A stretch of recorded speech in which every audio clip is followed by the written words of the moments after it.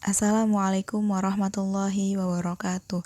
Perkenalkan, nama saya Lutfi Nurul Aini dengan NPM 1911100331 akan menjelaskan tentang filsafat pendidikan, tentang aliran-aliran filsafat pendidikan. Yang pertama, ada perennialisme. Perennialisme adalah pendidikan klasik dan tradisional dalam suatu bentuk yang diperbaharui, yang lebih spesifik dalam formulasi-formulasi teoritisnya karena kemunculan dilatari oleh musuh yang nyata dan berpengaruh dalam progresivisme kependidikan. Kunci memahami protes kalangan perennialis dalam pendidikan adalah konsep pendidikan liberal.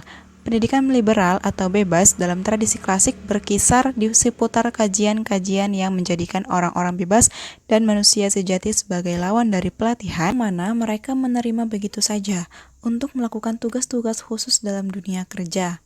B. Progresivisme. Dalam pandangannya, selalu berhubungan dengan the liberal road the cultural, yakni liberal bersifat fleksibel, toleran, dan bersifat terbuka, serta ingin mengetahui dan menyelidiki demi perkembangan pengalaman. Tujuan pendidikan menurut pragmatisme progresivisme ialah mengadakan penelitian terhadap kemampuan manusia dan menguji kemampuan-kemampuan tersebut dalam pekerjaan praktis. Dengan kata lain, manusia hendaknya mengaktualisasikan ide-idenya dalam kehidupan nyata, berpikir, dan berbuat. Yang ketiga, rekonstruksionisme. Rekonstruksionisme adalah suatu aliran yang berusaha tata susunan lama dan membangun tata hidup kebudayaan yang menjawab permasalahan-permasalahan dunia modern.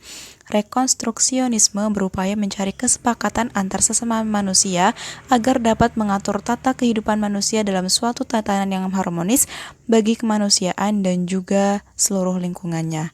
Aliran rekonstruksionisme berkeyakinan bahwa tugas penyelamatan dunia merupakan tugas kemanusiaan yang menjadi tanggung jawab semua bangsa dan individu. Yang keempat, ada esensialisme.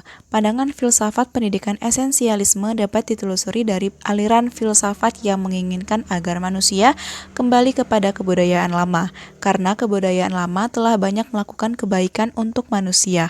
Kebudayaan lama dimaksud telah ada semenjak peradaban umat manusia terdahulu, terutama semenjak zaman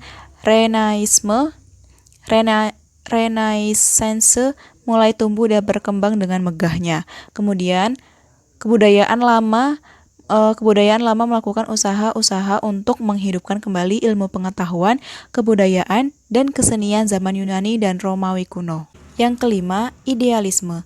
Idealisme berpendirian bahwa pengetahuan adalah proses-proses mental dan proses-proses psikologis yang sifatnya subjektif.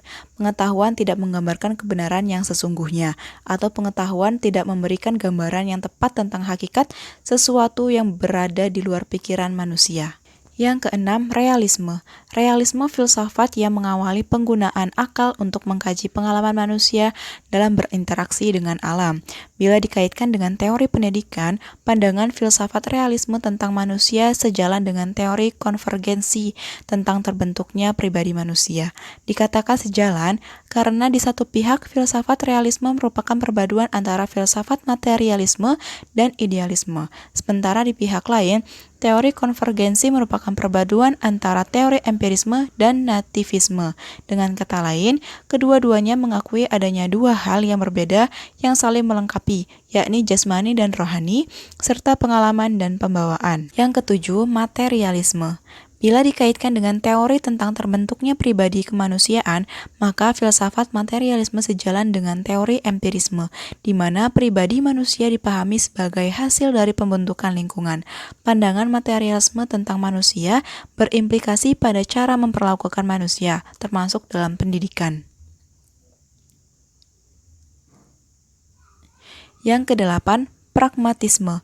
Aliran filsafat pragmatisme menegaskan bahwa pendidikan diarahkan pada upaya, bukan semata-mata memberikan pengetahuan teoritis, melainkan juga pada upaya memberikan kesempatan pada anak didik untuk melakukan berbagai kegiatan dalam memecahkan masalah yang dihadapi. Yang kesembilan ada eksistensialisme. Eksistensialisme menerima pernyataan bahwa manusia hidup di suatu dunia yang ada sebagai suatu fakta kehidupan yang tidak menyenangkan. Kontribusi eksistensialis adalah mencari filosofi individual tentang keteguhan manusia yang peduli terhadap kematian, hidup, cinta, dan makna. Tugas pendidikan yang utama adalah merangsang setiap manusia agar tersadar bahwa dia sendirilah yang memiliki tanggung jawab untuk menciptakan makna dan definisi dirinya sendiri. Pandangannya tentang pendidikan disimpulkan oleh Van Clive Morris dalam Existentialism and Education bahwa eksistensialisme tidak menghendaki adanya aturan-aturan pendidikan dalam segala bentuk.